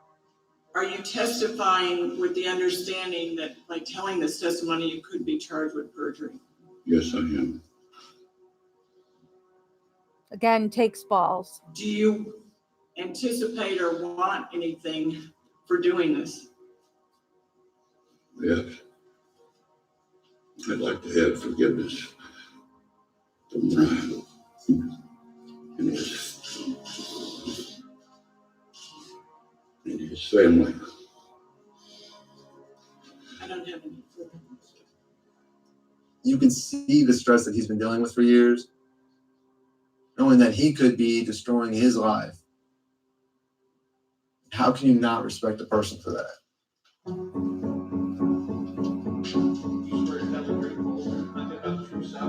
I do. Judge, let me make a little inquiry of you. You know, he was a registered sex offender. They were manipulating him. He was scared. So he had to say what they wanted him to say. So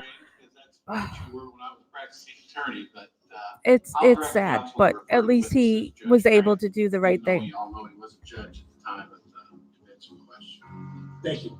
If Prosecutor Crane knew that Jerry Trump was lying and you put him on the witness stand, that is a gross violation of the federal law. When Mr. Trump came to your office, how did you first become aware that Mr. Trump might in fact be able to identify the two individuals that murdered Mr. Michael? Mr. Trump's in the doorway of my office and, hey, how you doing? Nice to meet you. And unsolicited, very soon into the conversation, he said, I think I can identify these guys. Did you show Mr. Trump this newspaper? Liar, liar. Absolutely not. Jerry Trump said that Kevin Crane came up with the newspaper story. So a prosecutor cannot fabricate evidence. So I thought that he needed to testify and address those issues. Would it be a fair statement to say, as part of being a diligent prosecutor, if there was another witness out there that could identify these individuals, you certainly wanted to have that witness testify? Truth. True, exactly. Not try to get him to say more than what they knew by any means.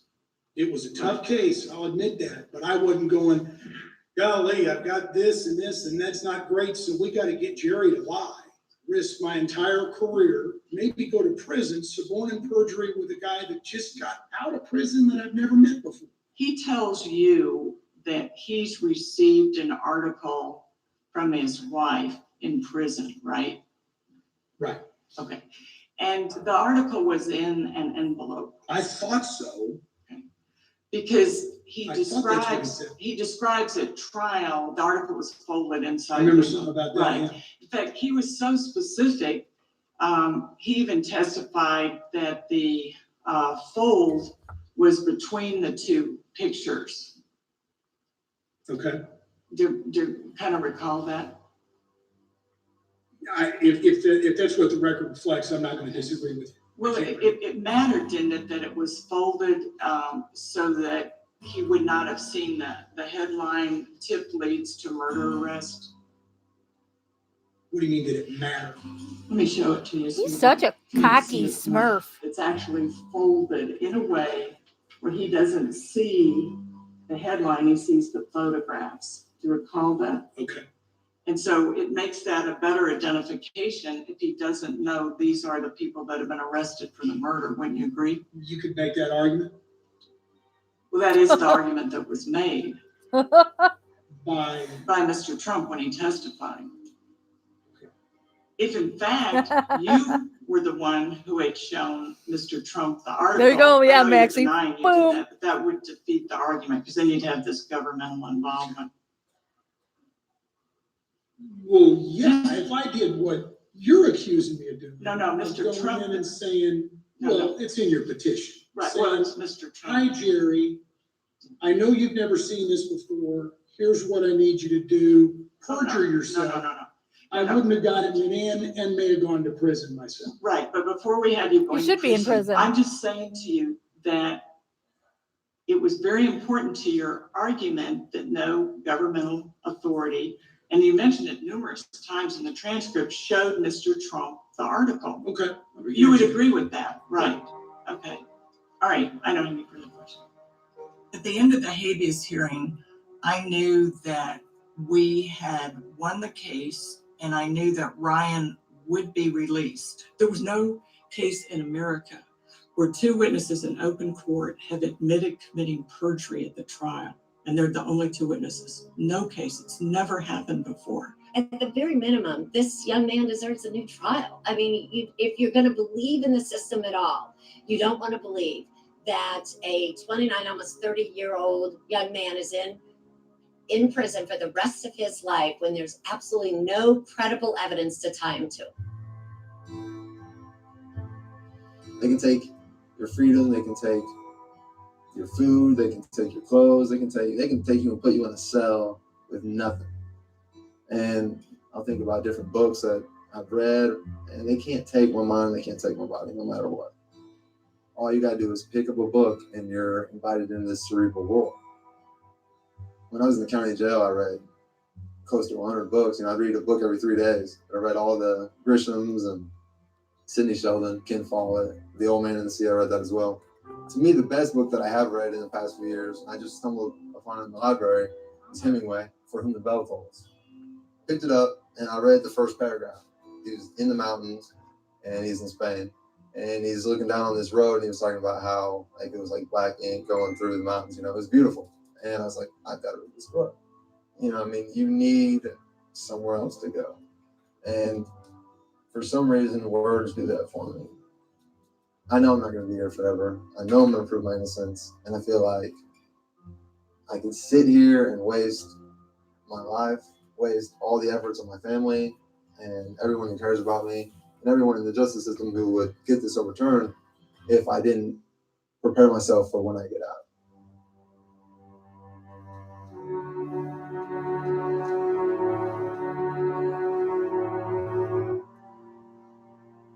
6 months after hearing it, says now. My associate Nick was walking down the hall and he said, "Oh, we got Green's opinion."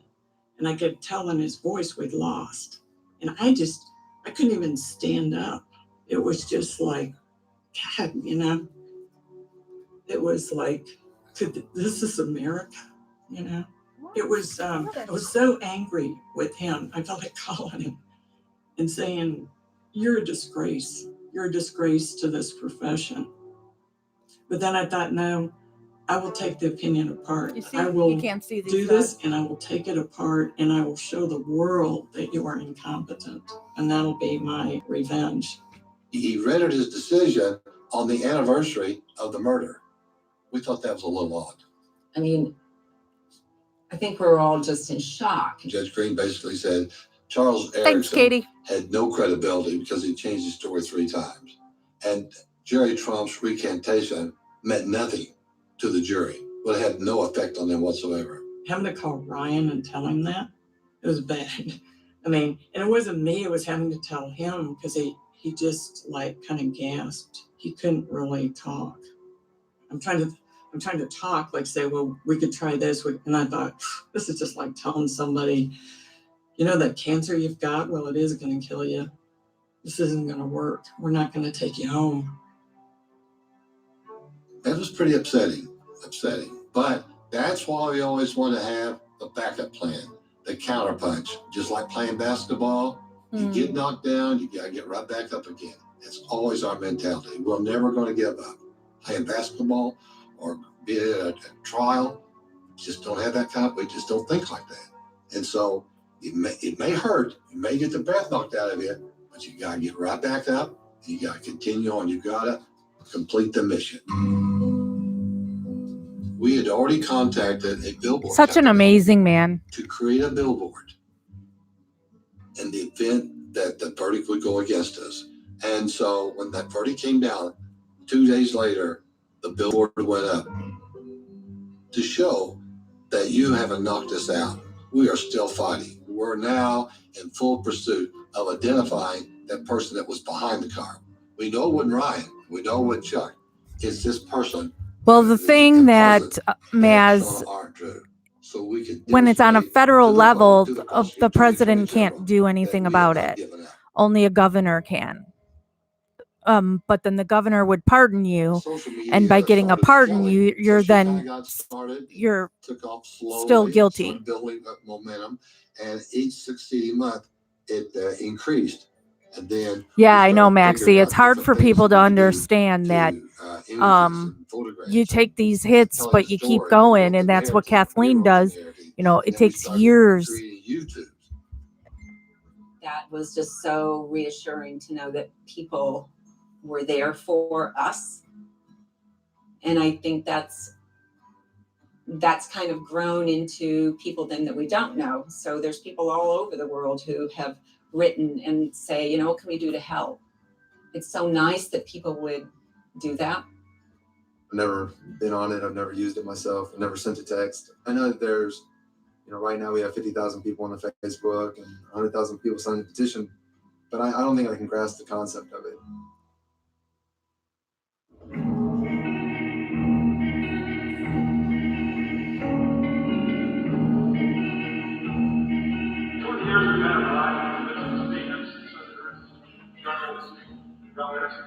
But we've never had a citizen generation do a county.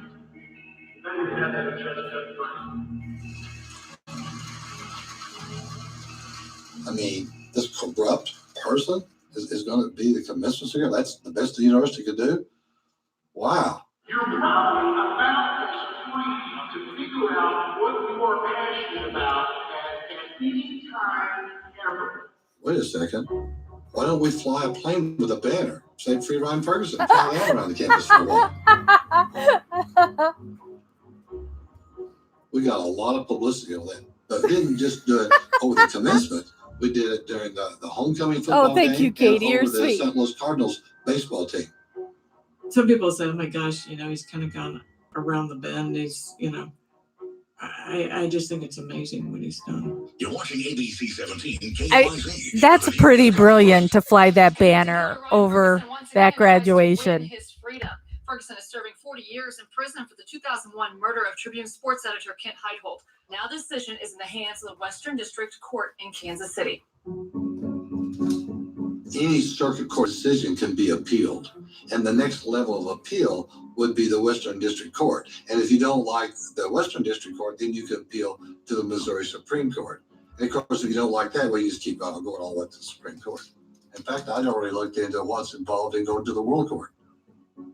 When you appeal a circuit court judge's decision in a habeas case, then the next appeal that's available to you would be the oral argument. You have to come up with your best argument, and then they give you 15 minutes. You have to spend hours on it because you don't know which piece of evidence they're going to focus on. So we filed a 160-page brief.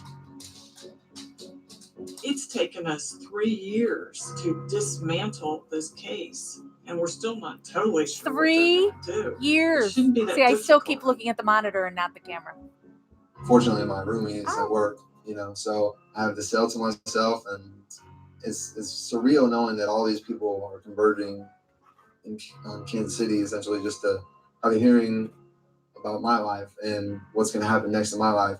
There are other claims asserted in this habeas A claim hearing that, about my relate life. to certain claimed What an interesting way to put it. constitutional It's true. That's correct. But I've And never those thought of are it quite the like that. claims that we raised under our Brady violation. the judge. Very Judge true, Roper, Mads. Not was everybody informed. There can had been afford to no do that. state involvement in the Mr. Trump identification, that he had simply come to Prosecutor Crane's office and walked in the door and told them he'd seen this newspaper article.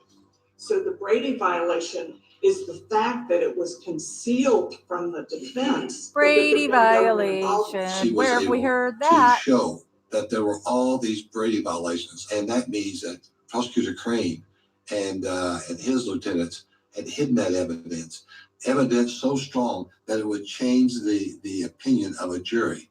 That is a direct violation of the Constitution. Thank you, counsel. Thank you. It was an honor to speak to you. The case is now submitted and the court will be in recess.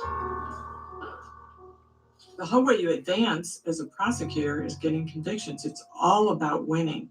A prosecutor can fabricate testimony. He can put on perjured testimony. He can pretty much do whatever he wants to do, and he has absolute immunity. Imagine going to work every day knowing that you could pretty much do whatever you want to win. The entire hearing was focused on the idea that the state withheld material information and evidence from the defense. That is Brady. That is really one of the most important reasons why cases are overturned. So I would have to say, in all the years I've covered this case, this has been the most positive hearing for Ryan Ferguson. Really, I don't have too many opportunities. I don't have any chances. Like this is it. My whole life really is going to be decided within the next 6 months. And if I'm here in 6 months, I'll be here in 6 years. We go outside and CBS, NBC, all the local affiliates that were there filming. I knew that was going to happen. And then I would have a car brought around, illegally parked right in front. And of course people go, oh my gosh, what is that?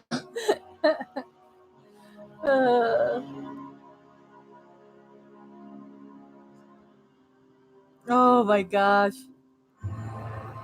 So he had the car wrapped with all free Ryan Ferguson and Ryan's face and brochures, oh god. And then we put it on Facebook. Everybody's put it on Facebook. So now people are following us across the country.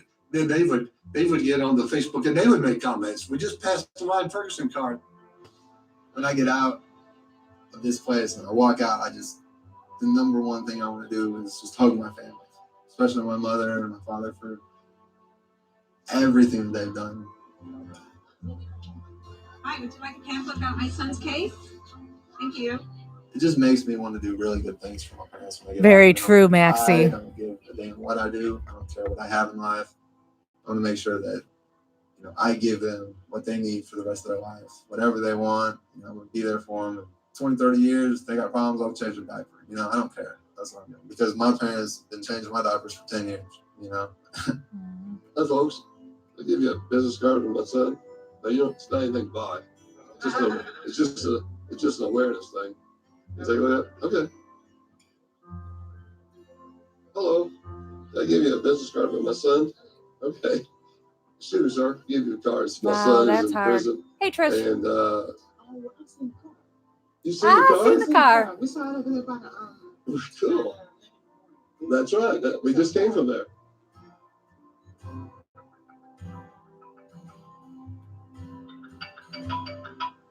Thank you for using Evercom. Hey, Ryan. Hey, man. How you doing? Good, how you doing? Well, good.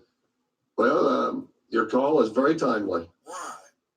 You never believe where we are. Hello. Ryan. Yeah, I think I lost him.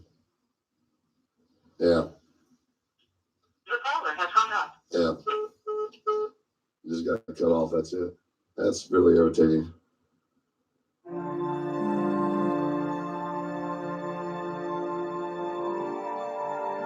9.5 years in prison, 29 years old.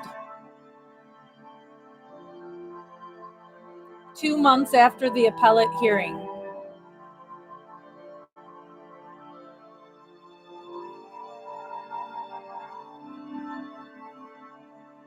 The day that we got the news, we were at the Tiger Hotel being filmed by 48 Hours. For 2 months, Ryan's parents anxiously looked for a sign of the decision. And then on November 5th,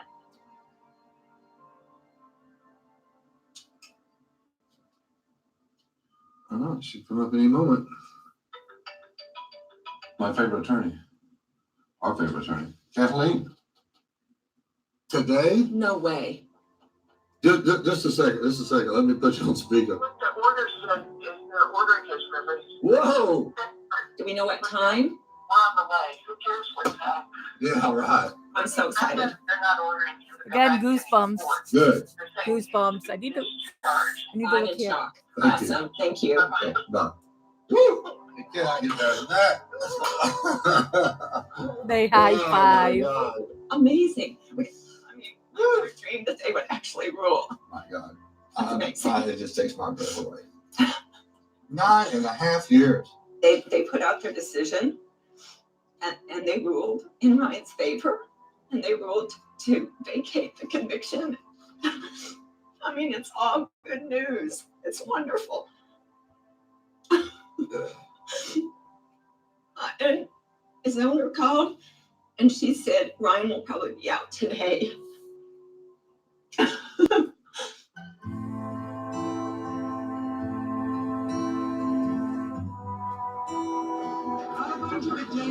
To the jail.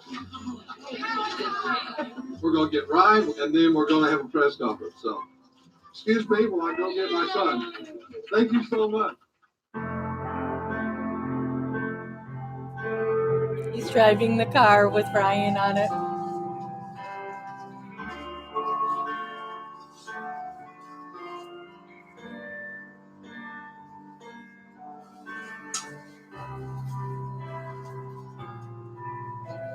Absolutely, Paula. Yeah, they're both doing great things. Pay it forward.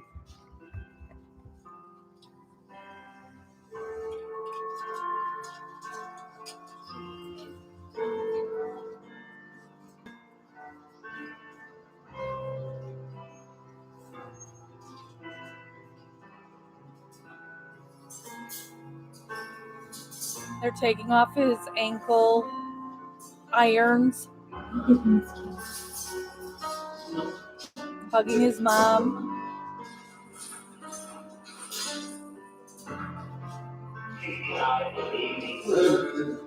And now his dad. Oh, I got my arms around him, and he's with us, and he's not going to go back. I mean, he's finally free. We've got 2 million people incarcerated, and we've got 20,000 people locked up that are innocent, and that's conservative. I even believed more, I think, in the goodwill of prosecutors, and people want to do the right thing, and I can show really them the evidence and go to emotional, them. Katie. And I'd had that experience up until this point, but this has been really disturbing at every level.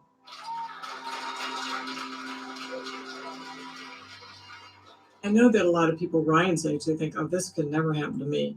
Trust me, this could happen to you. Absolutely. If you tell people that 2 eyewitnesses put you at a murder scene, one of whom says that you committed the murder with him, you're going down, you know? To put Ryan in an environment in which he could have been killed any single day, to take away his life all those years. For what? Until we become actively involved, then there will always be corruption.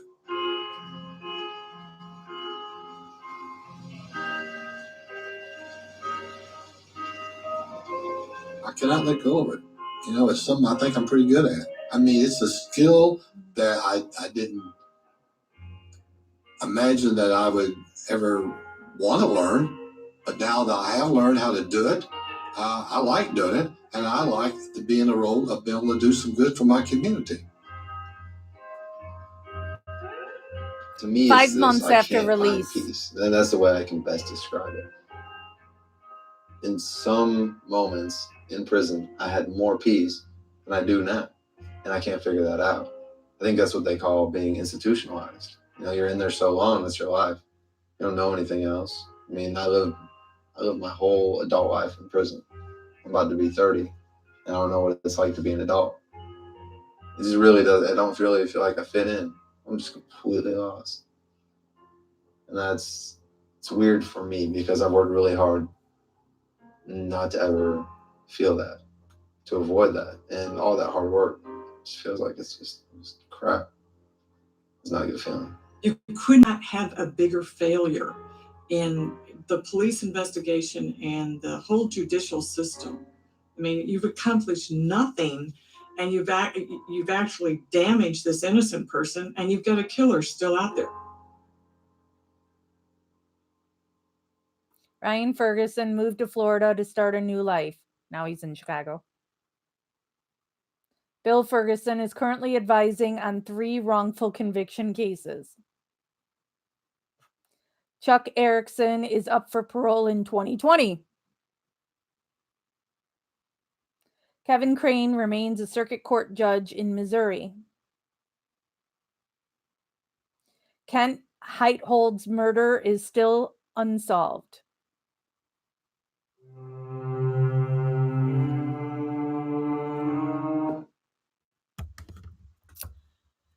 Paula says, yeah. So there is Dream Killer. Whoops. Totally innocent. It's crazy. No, he dreams stuff. There's no evidence that Ryan Ferguson did it. You hear the manipulation of witnesses who had said unequivocally that it was not Ryan and Charlie. Yep, Maxie, we all live on Avery Road. So that was our first Friday night. I don't even know what we're gonna call this on Friday night. Watching different documentaries, and we're doing it for the 2. Trying to help do the 2 different time zones. So it is 5 p.m. here now. So in 2 hours, 7 p.m. my time, we're gonna play Dream Killer again for the other people. So you guys will have the opportunity, if you want to sit with us again and watch it again. And I'm going to change into PJs for the second round.